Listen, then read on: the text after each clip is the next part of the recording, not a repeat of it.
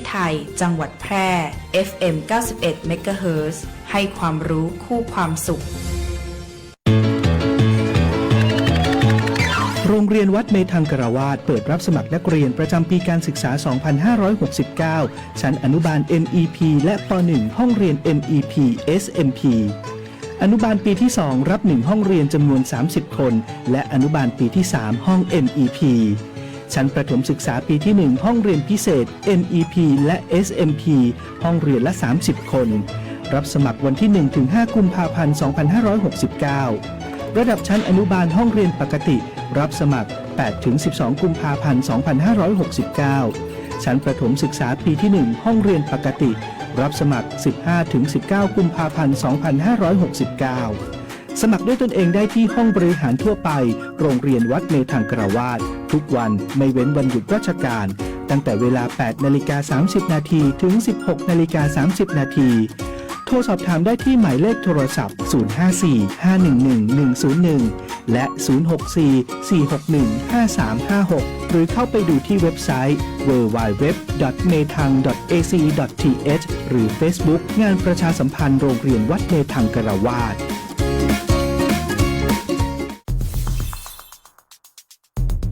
แค่ 3 ปีความเสียหายจากอาชญากรรมไซเบอร์ของคนไทยพุ่งทะลุถึง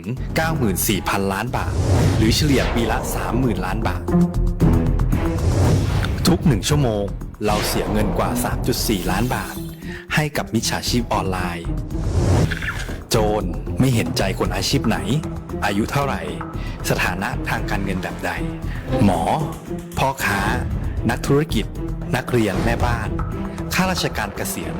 ทุกคนตกเป็นเหยื่อได้เสมอและวันหนึ่งอาจเป็นคุณหรือคนที่คุณรักเพราะจุดอ่อนร่วมของเหยื่อคือความเร่งรีบขาดสติหรือแม้แต่บางครั้งก็เกิดความโลภจนเกินไปอย่าปล่อยให้การกดคลิกเดียวลิงก์เดียวทำให้โจรยิ้มกว้าง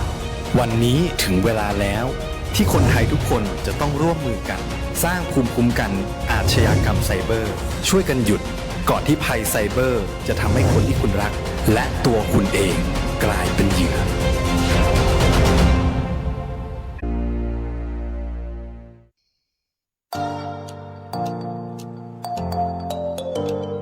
ถ้าคุณกำลังถามตัวเองว่าเรียนอะไรดีที่จบแล้วมีงานทำจริงเรียนอะไรที่ต่อยอดชีวิตได้ไกลกว่าห้องเรียนหยุดคิดไว้ตรงนี้เพราะคำตอบอยู่ที่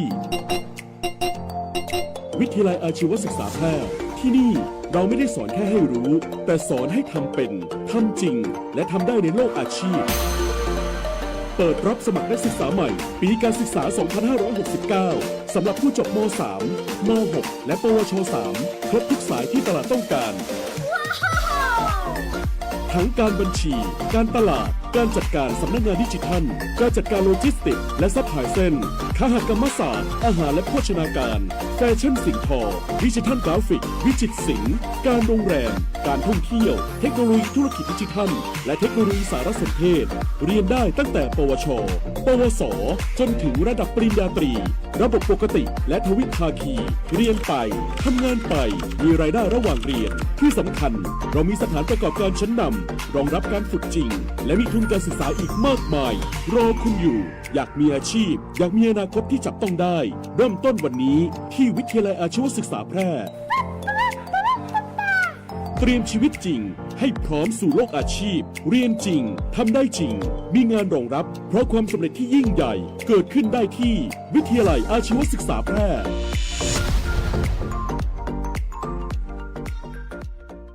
สำนักงานคปภ.มีภารกิจหลักในการกำกับดูแลเพื่อธุรกิจประกันภัยดำเนินไปอย่างถูกต้องตามหลักธรรมาภิบาลส่งเสริมให้ประชาชนเข้าถึงระบบประกันภัยได้ในทุกมิติคุ้มครองสิทธิผู้ย่าประกันภัยเพื่อได้รับความเป็นธรรมอย่างแท้จริงพร้อมอยู่เคียงข้างผู้คนในทุกช่วงเวลาของชีวิตทุกเรื่องประกันภัยโทรสายด่วนคปภ.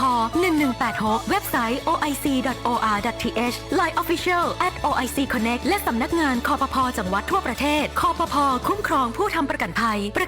คุ้มครองคุณทำไมท่านต้องโทร 1669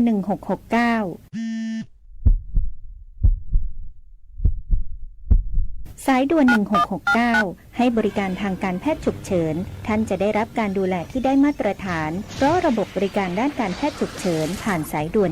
1669นั้นมีเครื่องมืออุปกรณ์ทางการแพทย์ในรถพร้อมกับเจ้าหน้าที่ที่มีความเชี่ยวชาญทำให้ผู้ป่วยลดการบาดเจ็บซ้ำได้และส่งผู้ป่วยไปรักษาต่อในโรงพยาบาลที่อยู่ใกล้ที่สุดแต่อย่าลืมนะคะเจ็บป่วยฉุกเฉินโทร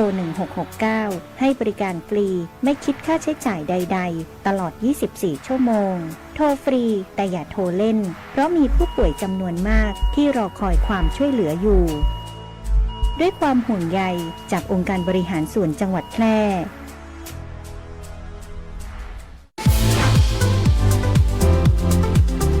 คุณกำลังฟังสถานีวิทยุกระจายเสียงแห่งประเทศไทยจังหวัดแพร่ FM 91 เมกะเฮิรตซ์ ให้ความรู้คู่ความสุข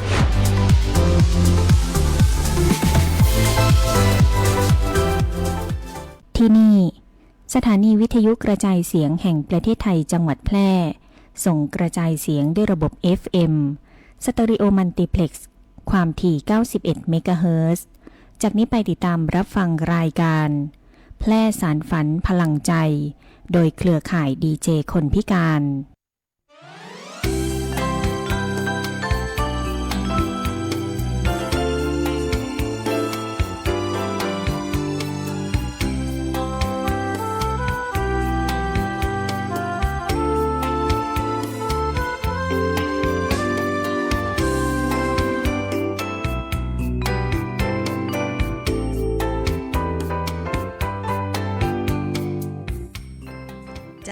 สวัสดีเจ้า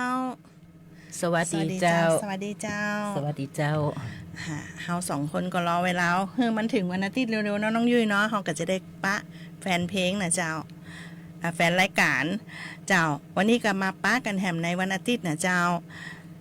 แพร่สารฝันพลังใจนะเจ้า 15 นาฬิกาเป็นต้นไปก็จะปะกับหมู่เฮานี่นะเจ้าจนถึง 16 นาฬิกานะเจ้าที่สวท8 FM 91 เมกะเฮิรตซ์นะเจ้าโดยมีข้าเจ้าเจ็บติตนาจันยงเจ้าข้าเจ้าน้องยุ้ยสวรักษ์มีสิริเจ้านอกจากท่านผู้ฟังผ่านเครื่องรับวิทยุแล้วนะเจ้ายังติดตามเฮาสองคนได้ในทาง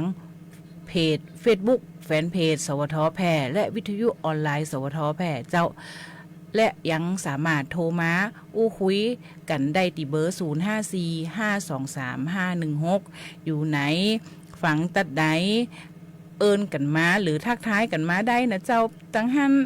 เริ่มฮ้อนละหนาวละเฮาก็จะได้ฮู้หรือว่าแจ้งการรับฟังว่าชัดเจนบ่ชัดเจนนะเจ้าจ้ะก่อนอื่นก็ต้องขอทักทายกลุ่มปักฮองซ่อนะเจ้าวันนี้เปิ้นมีกิจกรรมเปิ้นปักอันวงกุญแจแล้วก็ตอนเจ้าเฮาก็มัดย่อมกันเปิ้นว่าน้องเจี๊ยบจะไปจัดรายการแล้วล่ะขอเพลงจิมนะให้กำลังใจทหารชายแดนน้องยุ้ยเนาะเพลงให้กำลังใจอันเฮาก็จัดให้เลยเจ้าตามคำขอของสาวๆนะเจ้าก็ครูจิ๋มบอกว่าเปิดเพลงม่วนๆเลยนะเจี๊ยบนะกันแล้วก็เปิดก็บอกว่าลงความเห็นว่าอ้าวขอเพลงให้ทหารชายแดนนะเจ้าก็รับฟังพร้อมๆกันเลยนะเจ้าเชิญรับฟังเลยเจ้า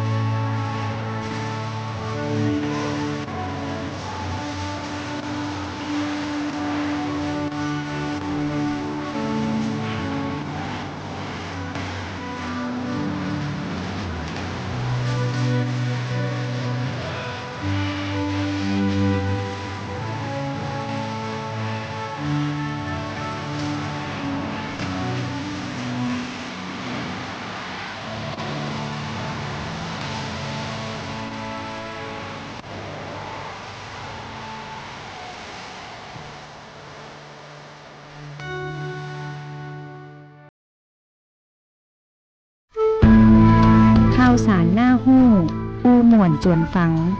ในช่วงอู้ข่าวเล่าสู่กันฟังรับฟังกันไปแล้วนะเจ้า 0545235516 ชื่นชอบเพลงไหนนะเจ้าก็ยังโทรขอกันมาได้นะเจ้าอย่างปีปักฮองซ่อเป็นขอเพลงมาเฮาก็จัดให้ช่วงนี้ก็ช่วงอู้ง่ายฟังมวนนะเจ้าก็มีข่าวเราสู่กันฟังจ้าโอ้ขั้นไปหน่อยอู้ข่าวเราสู่กันฟังนะเจ้าช่วงแรกเฮาก็มาฟังน้องยุ้ยว่าเนาะว่าพอมาจ้อเปิดมีข่าวอะไรอย่างมาฝากเขาเจ้าข่าวจำของสำนักงานพัฒนาสังคมและความมั่นคงของมนุษย์จังหวัดแพร่นี่นะเจ้าเปิดว่าขอความร่วมมือประสานคนพิการเข้าร่วมงานวันคนพิการสากลจังหวัดแพร่ประจำปี2568เจ้าสำนักงานพัฒนาสังคมและความมั่นคงของมนุษย์จังหวัด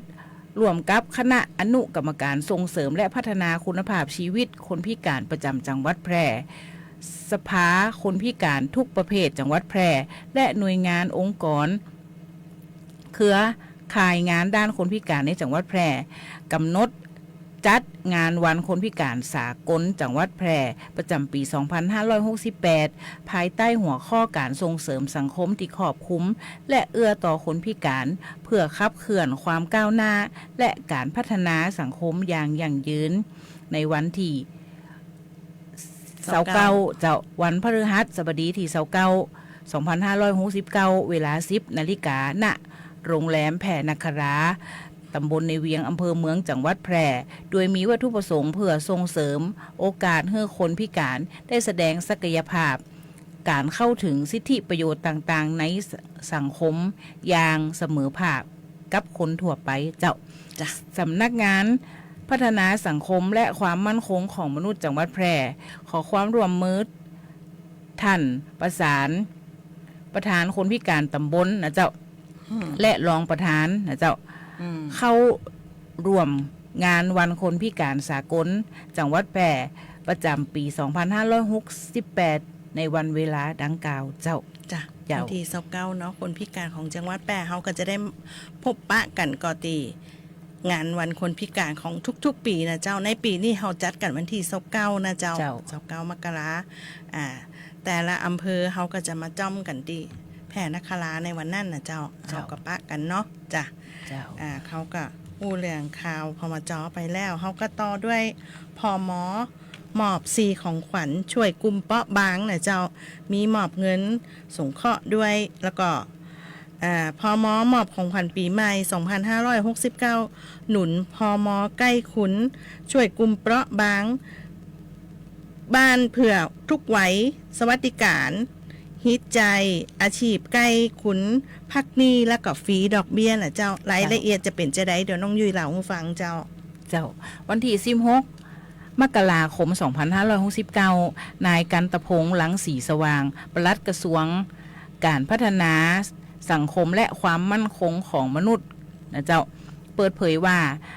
กระทรวงการพัฒนาสังคมและความมั่นคงของมนุษย์ได้ขับเคลื่อนนโยบายพม.ใกล้ขุน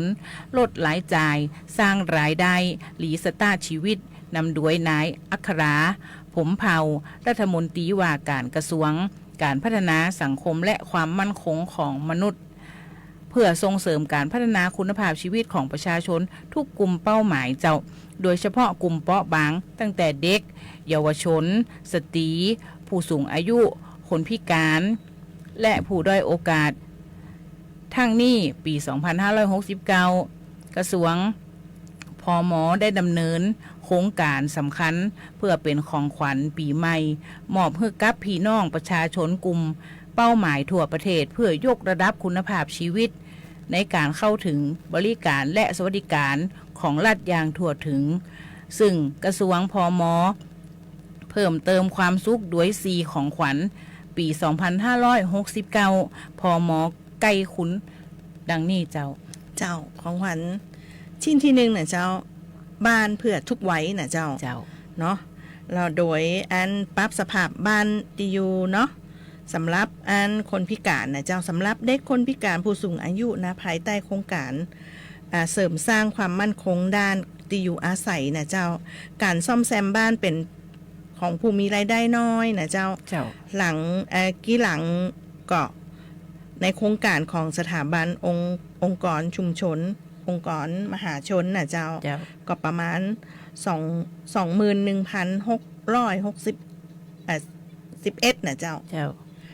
เนาะบ้านพอเพียงบ้านมั่นคงนะเจ้าบ้านริมคลองเปรมประชากรและบ้านที่ได้รับผลกระทบจากระบบปรางกรณีบ้านไฟไหม้ไหลลื่อนะเจ้าการพัฒนาที่อยู่อาศัยเพื่อความต้องการของประชาชนทุกช่วงไว้นะเจ้าก็ประมาณ 27,759 หลังนะเจ้าในโครงการของเคหะแห่งชาติเช่นโครงการฟื้นฟูเมืองชุมชนดินแดงนะเจ้าแล้วก็โครงการของคนไร่ที่พึ่งเพื่อช่วยคนไร่ที่พึ่งช่วยบ้านโครงการบ้านคนละครึ่งและกรมพัฒนาสังคมและสวัสดิการ 2,721 หลังนะเจ้าของขวัญชิ้นที่2ก็คือสวัสดิการฮีดใจ 322,430 คนโดยการมอบเงินสงเคราะห์ให้กลุ่มเปราะบาง 38,228 คนการมอบกายอุปกรณ์ให้คนพิการ 3,000 คนการยกระดับคุณภาพชีวิตเด็กในครอบครัวทดแทน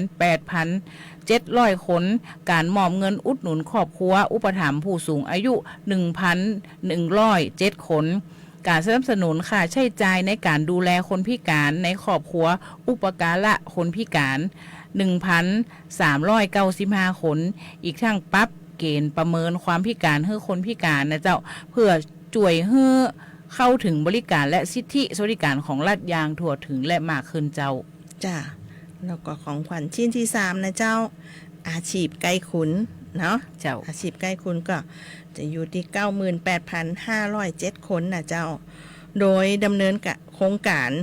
ผู้บริบาลคุ้มครองสิทธิผู้สูงอายุในชุมชนนะเจ้าด้วยการพัฒนาผู้บริบาลที่ครอบคลุม5มิติมีรายได้10,000ต่อเดือนสามารถดูแลผู้สูงอายุ 87,800 คนการพัฒนาทักษะอาชีพในสภาเด็กนะเจ้าและเยาวชนผ่านโครงการเยาวชนเต้นกล้าดีเนาะต้นกล้าเจ้าต้นกล้าดีไม่ใช่เต้นกล้าดีนะเจ้าชีวิตด้วยเศรษฐกิจพอเพียงนะเจ้าการสร้างอาชีพใหม่หลังภัยพิบัติจากวิกฤตสู่โอกาสนะเจ้าด้วยการพัฒนาทักษะสร้างงานสร้างอาชีพคือสตรีครอบครัวเปราะบางและผู้ประสบปัญหาทางสังคม 3,000 คนนะเจ้าและการดำเนินโครงการ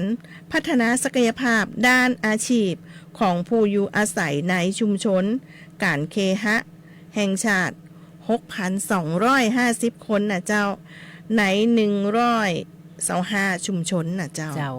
ของขวัญชิ้นที่4ก็คือชิ้นสุดท้ายเนาะเจ้าเจี๊ยบพักนี้ฝีดอกเบี้ย 160,389 คนเจ้าโดยการปรับโครงสร้างนี้ให้ลูกนี้เช่าซื้อการเคหะแห่งชาติโดยการลดอัตราดอกเบี้ยขยายระยะเวลาการผ่อนชำระลดอัตราผ่อนชำระและลดค่าปรับเพื่อให้กลุ่มเปราะบางมีความมั่นคงในที่อยู่อาศัย 39,943 รายการปรับลดดอกเบี้ยสินเชื่อให้องค์กรผู้ใช้สินเชื่อปี 2569 นะเจ้าของสถาบันพัฒนาองค์กรชุมชนหรือพอช.เจ้าเจี๊ยบเพื่อบรรเทาความเดือดร้อนทางด้านเศรษฐกิจและช่วยแบ่งเบาค่าใช้จ่ายในครัวเรือนเจ้าโดยทั้งนี้ทั้งนั้นนะเจ้าโดยลดลง1%จากอัตราดอกเบี้ยเดิมชำระในปัจจุบันช่วยสมาชิก 52,721 คนใน443 องค์กรนะเจ้าการพักหนี้ชำระให้องค์กรผู้ใช้สินเชื่อในพื้นที่ที่ได้รับผลกระทบจากอุทกภัยนะเจ้า ของพอชโดยบ่คิดดอกเบี้ยและก็ค่าปรับเป็นระยะ6 เดือนนะเจ้าก็แสดงความอันนั้นก็สมาชิกโดยเนาะจ่วยสมาชิกได้ 3,146 คนใน35องค์กรนะเจ้าสถานะคณะนุเคราะห์นะเจ้าโอ้ยตายแล้ววันนี้ลิ้นรัวโรงรับจำนำของรัฐนะเจ้าช่วยผู้มาใช้บริการด้วยฟรีนะเจ้าดอกเบี้ยรับจำนำ1 เดือนวงเงินจำนวนบ่เกิน 5,000 บาทนะเจ้าเนาะและกับการพักหนี้ฮือลูกหนี้กองทุนส่งเสริมและพัฒนาคุณภาพชีวิตคนพิการเพื่อช่วยเหลือลูกหนี้ในพื้นที่ที่ได้รับผลกระทบจากอุทกภัยนะเจ้าโดยผ่อนผันการชำระหนี้เป็นเวลา3 เดือนนะเจ้าซึ่งพักชำระหนี้ขึ้นอยู่กับความสมัครใจของลูกหนี้โดยมีลูกหนี้ประมาณเยอะอยู่นะน้องยุ้ย 53,979 คนนะเจ้าทั้งนี้ก็ขอบคุณข้อมูลกระทรวงพัฒนาสังคมและความมั่นคงของมนุษย์นะเจ้าเขาก็ต่อด้วยที่ว่าเขาก็เป็นวันนั้นเขาก็เป็นผู้อบรมนะเจ้าน้องยุ้ยเนาะเขาก็เป็นตัวแทนของน้องยุ้ยเป็นตัวแทนของผู้ดูแลคนพิการเนาะส่วนของเยเจี๊ยบเนี่ยเขาอบรมในฐานะคนพิการนะเจ้าก็เขาก็ได้เรียนเทคนิคการขายสินค้าเนาะน้องยุ้ยเนาะสินค้าออนไลน์สินค้าบนแพลตฟอร์มออนไลน์เทคนิคดีๆใน5 วันนี้จำนวน30 ชั่วโมงระหว่างวันที่10 ถึง 14 มกราคม 2569นะเจ้าณSML วัดลองซอกก็ขอบคุณครูจุ๋มครูอ้อนติสละเวลามาสอนหมู่เฮานะเจ้าติดขาดบ่ได้คือเฮาต้องขอบคุณสำนักงานพัฒนาฝีมือแรงงานนะเจ้าแพรเป็นอย่างสูงที่ได้จัดโครงการเรียนที่เป็นประโยชน์นี่ขึ้นนะเจ้าทำหู้ทักษะใหม่ๆนะเจ้าสามารถนำไปต่อยอดได้จริงในการเรียนออนไลน์ครั้งนี้ในความหู้เยอะมากเลยนะเจ้าหวังว่าเปิ่นจะมีโครงการดีๆแหมเนาะน้องยุ้ยเนาะหลักสูตรดีๆนี่หมู่เฮาก็จองคิวไว้เลยเนาะน้องยุ้ยเนาะเฮียนแต่เนี่ยมัน5 วันนี่มันบ่พอเจ้าเพราะว่ามันเนาะมันต้องไปฝึกตัวนะเจ้าถามว่ายากก็พอสมควรสำหรับเฮา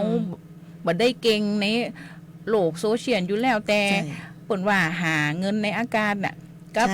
ยุคเนี่ยเจ้ามันมีเงินตีเฮาสามารถทำได้อยู่ตีว่าความขยันเฮาลงคลิปลงอย่างก็ถ้าใครอยู่บ้านลองเข้าไปศึกษาพอก็ได้เจ้าของเฮานั้นเฮาในเขตอำเภอเมืองเนาะเจ้าเปื่อนทั้งเน้นใจล่องกวางอำเภอลองบางจี้อย่างที่สนใจก็สามารถโทรมาปรึกษาหมู่เฮาได้เนาะว่าโครงการที่เฮาอยากเรียนเนี่ยจะได้เนาะเฮาก็จะได้แจ้งให้เปิ้นทราบทั้งนี้เฮา2 คนขอเป็นตัวแทนเนาะขอบคุณสำนักงานพัฒนาฝีมือแรงงานเป็นอย่างสูงค่ะตอนนี้เฮาก็พักฟังเพลงแหมช่วงหนึ่งแล้วเฮากลับมาเข้าช่วงที่2กันนะเจ้าตาขวางเดินโซเซห่างตกลิ้นห้อยน้ำลายย่อยแม่นเลยเจ้าสัตว์เลี้ยงของท่านกำลังเป็นโรคพิษสุนัขบ้าเพื่อบ่ให้มีการสูญเสียชีวิตจากโรคพิษสุนัขบ้าเฮาผู้คนต้องเป็นส่วนหนึ่งในการเฝ้าระวังป้องกันควบคุมและบูรณาการร่วมกันกำจัดโรคพิษสุนัขบ้าให้หมดไปจากประเทศไทยและบ่ได้ลืมว่าสัตว์เลี้ยงลูกด้วยนมกูชนิดเป็นโรคพิษสุนัขบ้าเฮาต้องเฝ้าระวังสัตว์ปลอดโรคขนปลอดภัยจากโรคพิษสุนัขบ้า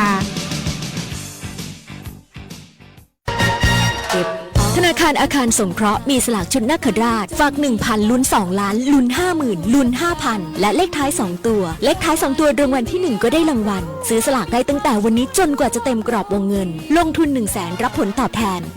1.72% ต่อปีลงทุน1ล้านรับผลตอบแทน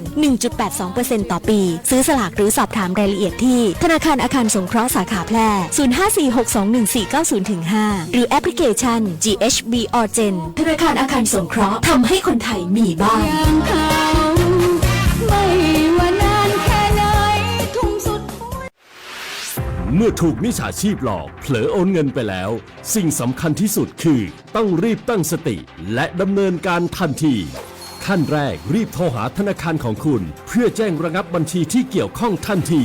ขั้นที่ 2 รวบรวมหลักฐานทั้งหมดและไปแจ้งความกับตำรวจโทร 1441 หากมีข้อสงสัยติดต่อธนาคารแห่งประเทศไทยโทร 1213 มีสติไม่เสียสตางค์ย้ำอีกครั้งธนาคารแห่งประเทศไทยโทร 1213 คุณกำลังฟัง สวทแพร่ FM 91 เมกะเฮิรตซ์กรมประชาสัมพันธ์ สถานีเพลงเพราะ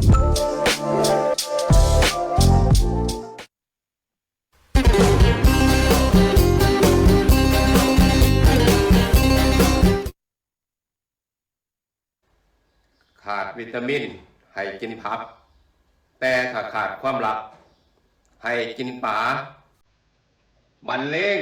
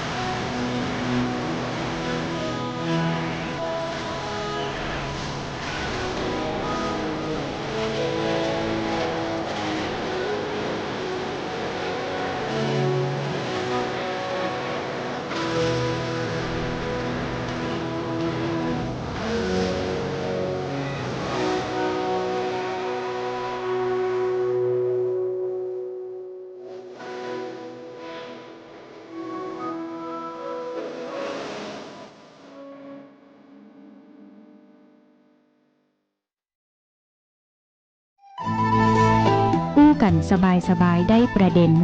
ในช่วงอู้ง่ายฟังมวล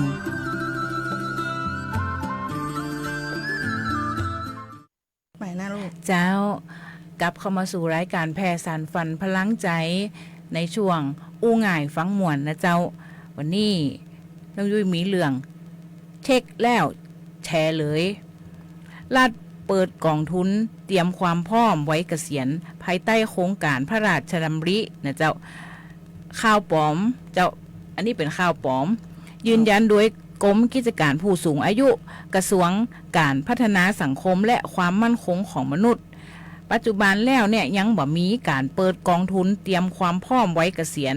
รวมกับโครงการในพระราชดำริตามที่แอบอ้างนะเจ้าบางคนก็ได้ข้อมูลมาอีเนาะมีเพียงกองทุนผู้สูงอายุที่จัดตั้งขึ้นเพื่อเป็นทุนหมุนเวียนสำหรับช่วยเหลือผู้สูงอายุที่ต้องการประกอบอาชีพเสริมสร้างรายได้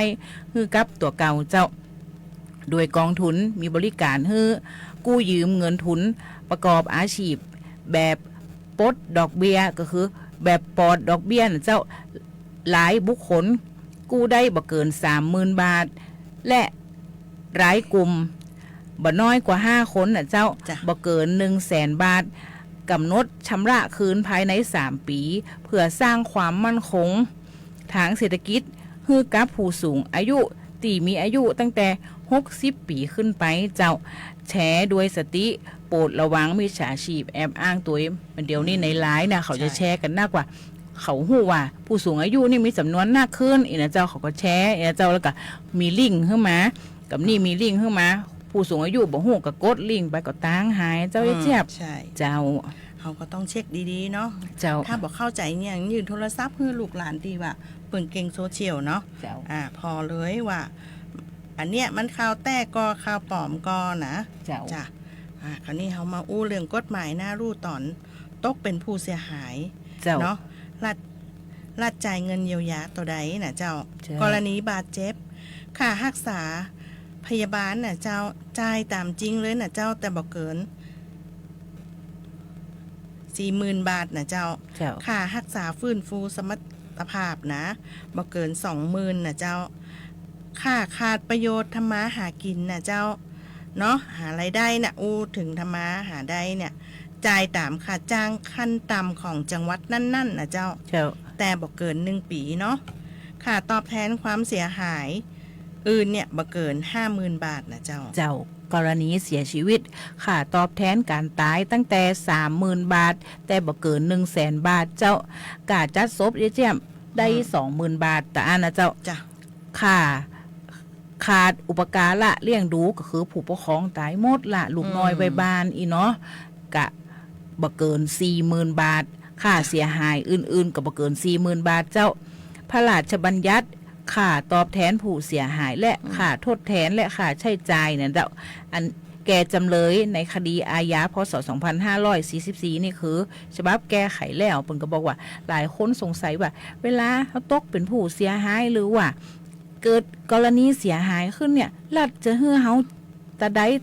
นะเจ้านายก็หาข้อมูลมาว่ามันได้แต่อีบางคนแบบถ้าตายอย่างเงี้ยได้เป็นล้านเลยนะมันบางครั้งมันก็บ่ใจเนาะเจียมเนาะ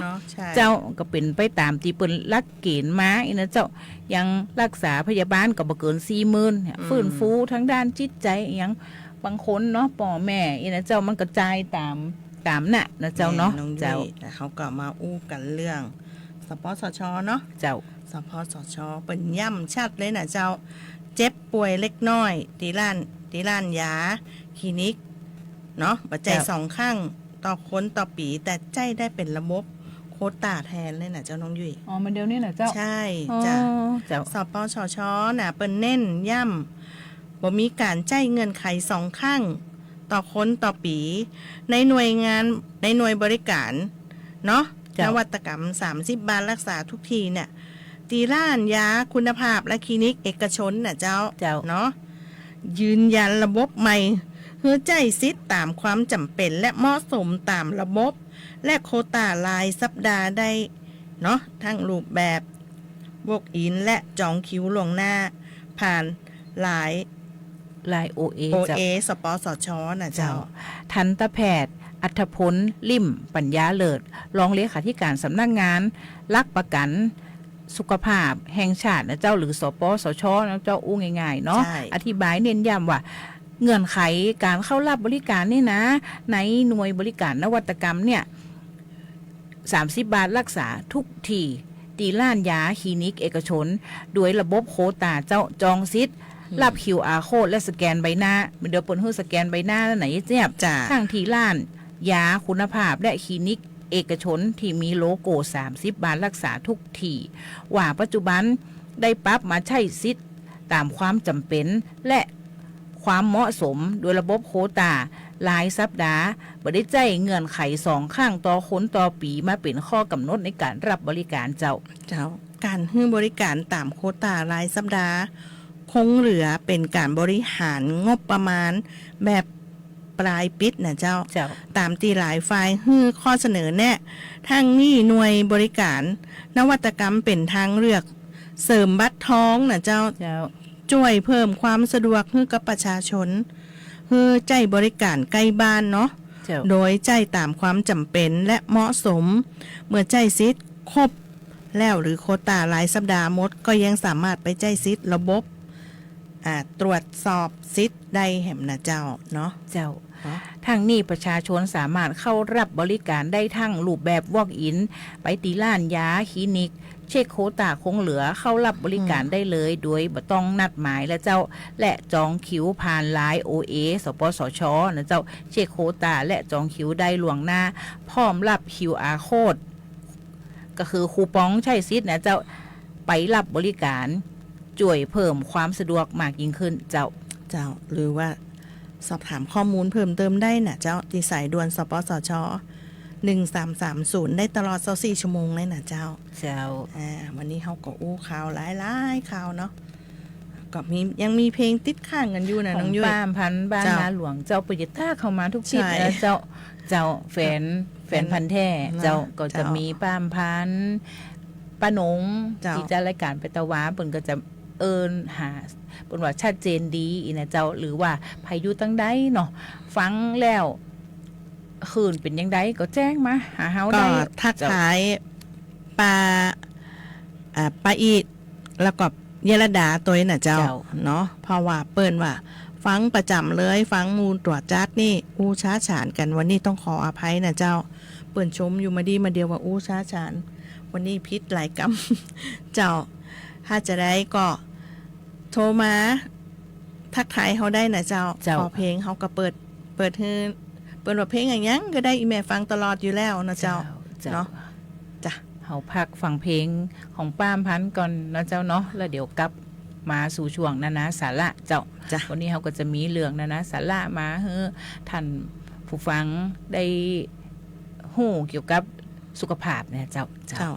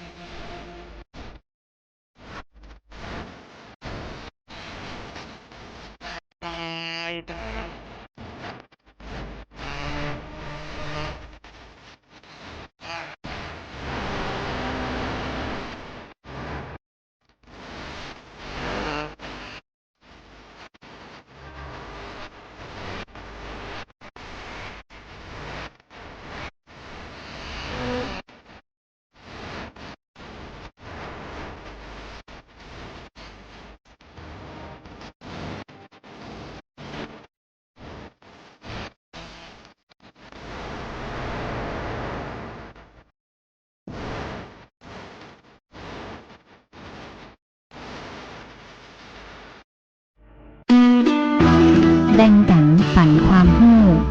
ในช่วงนานาสาระเจ้ากลับเข้ามาสู่รายการแพร่สารฝันพลังใจในช่วงนานาสาระนะเจ้าวันนี้เจี๊ยบมีอย่างมาฝากท่านผู้ชมเจ้ามาเดี๋ยวนี้เขาอู้ถึงเรื่องสารพิษในร่างกายมันมีเยอะเนาะเจ้าเวลาที่เขาไปซื้อพักมาแล้วเขาก็ว่าเขาล้างน้ำสะอาดแล้วนะเจ้าจริงๆอ่ะการล้างพักดีๆที่สุดคือใจน้ำไหลพานหรือผสมเบกกิ้งโซดาน่ะเจ้าน้ำส้มใส่ชูหรือเกลือเจือจางลงในน้ำแล้วก็แช่ไว้10 ถึง 15 นาทีตีมันยังติดข้างมือเขาเวลาล้างพักเขาล้างพักเขาก็มาแงะเลยเนาะแงะแล้วก็บางทีเขากินสดเขาก็นั่นอยากจะสารภาพว่าหลังสุดๆแล้วตัวมาเนี่ยเจ้าหลังสุดเลยจะขอคำน้อยหนึ่งเขาตัวสารพิษเจ้าคือกองสาธารณสุขและสิ่งแวดล้อมเนี่ยเปิดไปออกโครงการพระราชดำริและเปิดมีการตรวจสารพิษในร่างกายเขาก็ว่าเขาสายจีนแล้วเนาะไทยจะบ่มีละกินพักน้อยเดียวอีกไปมีเจ้าระดับ3เลยน้องยุ้ยอ่ะเจ้ากลุ่มเสี่ยงเลยเจ้าแล้วก็ปีเจ้าก็เจาะเขาจะเจาะลึกเนาะเจาะลึกกว่าเจาะตีว่าน้ำตาลก่อนนะเจ้าไปว่าเจ็บน้อยนะเจ้าได้ค่ะตีแต่กลัวหิมตายนะเรื่องเข็มเนี่ยเจาะไปแล้วเขาพอผลสรุปแล้วน้องยุ้ยเนี่ยได้ระดับ3เจ้าเสียงในการเสียงแต่ปีเจี๊ยบได้ระดับ1ระดับ2เสียงน้อยแต่ว่าเจ้าหน้าที่เปิ้นอ่านจื่อพิษก็บ่ได้ด้วยเขาเจ้าก็ถือว่าเป็นอย่างสุขภาพเขาดีก็คือจบ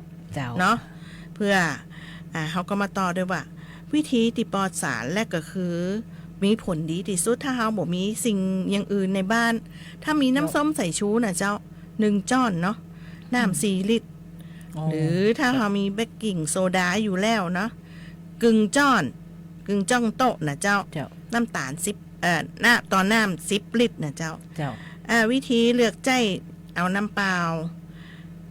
น้ำไหลล่างด้วยประมาณ2 นาทีนะเจ้าหรือแจ่ไว้15 นาทีนะเจ้าแล้วก็เปิดน้ำไหลผ่านแถมกำใจมือถูใบไปมานะเจ้าเนาะเหมาะกับสำหรับพักดีน้อยนะเจ้าสำหรับน้ำส้มสายชูเนี่ยเป็นว่าเพื่อผสมน้ำส้มสายชูเนี่ย 5% ก็คือ1ช้อนโต๊ะ1ช้อนแกงเนี่ยเจ้าเนาะกับน้ำสะอาด4 ลิตรแจ่ไว้15 นาทีล้างน้ำสะอาดซ้ำเจ้าเบกกิ้งโซดาผสมเบกกิ้งโซดาเจ้าครึ่งช้อนโต๊ะกับน้ำ10 ลิตรเจ้าแจ่15 นาทีล้างน้ำสะอาดซ้ำนะเจ้าเหมาะสำหรับกับพักตินมันนักๆนะเจ้าต่อไปด้วยเกลือเนาะผสมเกลือ1จ้อนโต๊ะเลยนะเจ้ากับน้ำ4 ลิตรแจ่ไว้10 ถึง 15 นาทีเอาไปย่างอย่างอื่นก่อนเนาะกลับมาก็พอดีคัดถูแหมน้อยหนึ่งเนาะล้างเพื่อความสะอาดนะเจ้าข้อควรจำนะอย่าพึ่งหั่นพักก่อนล้างนะเจ้าเพราะจะสูญเสียวิตามินไปได้เนาะล้างให้สะอาดซ้ำด้วยน้ำเปล่าแช่หลังแช่เพื่อกำจัดสารตกค้างนะเจ้าก็บุควรอย่างเงี้ยมันเนาะเจ้าวิธีดีที่สุดก็คือล้างน้ำไหลผ่านสลับกับถูไปเบาๆเนี่ยเจ้าวิธีตีเฮาเอามาบอกนะเจ้าและขอเน้นย้ำแหมกำว่าการกินหรือการบริโภคอย่างต่างๆเนี่ยเวลาเฮาไปซื้อตีร้านอย่างมาเนี่ยเปิ้นว่าการที่เปิ้นใส่ ถุงเวอร์ใส่อย่างนะเขาถ้าเปิ่นหันเปิ่นตักใส่กองโฟมอะไรแย่เขาสามารถบอกได้ว่าใส่ถุงแตนกองโฟมได้ก็เจ้าเขาก็บ่สิฮู้ว่าการที่ว่าถุงพลาสติกโดนความร้อนมันจะหยะเฮือสารอันโต๊ะข้างในร่างกายก็อย่างเงี้ยเจ้าไอ้เจี๊ยบมันก็หยะเฮือเฮาแบบว่าเวลากินไปแล้วอาจจะบ่มีโอกาสมันบ่มีอาการนะเจ้าแต่เมินๆไปเปื่อนน้องเนี่ยเจ็บหัวแล้วก็แบบเขาว่าเจ็บหัวธรรมดากินยาพาราก็น่าจะหายแต่พอสะสมแล้วพิษในกระแสเลือดมันก็มีว่าเจ้าแล้วอย่างบ้านเฮาเนี่ยไข่มาก็แปะมันก็จะมีจื่อเสียงเรื่องมะฮอมเจ้าแล้วน้องอยู่ฮู้ก็ว่าผ้ามัดย้อมผ้ามะฮอมเนี่ย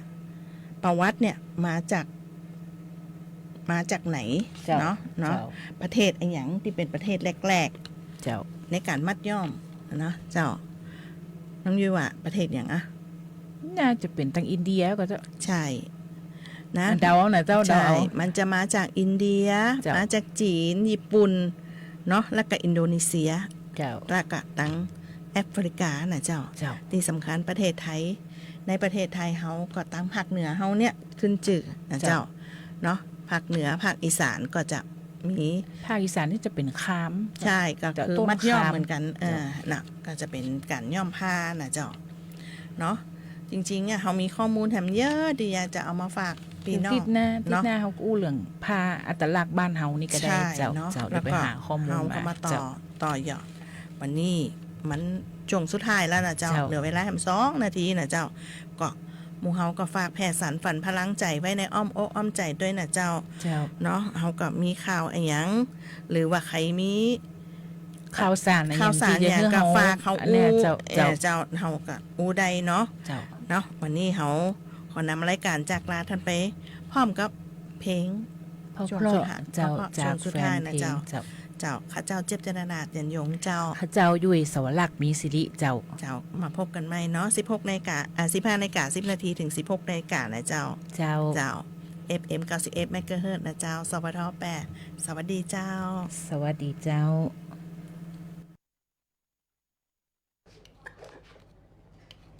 มีลูกค้าไหมวะคิมเดี๋ยวก็มีอะไรวะนี่นั่งร้องแต่กี่โมงกันอะเดี๋ยวก็มีคิมสวัสดีค่ะเชิญนั่งก่อน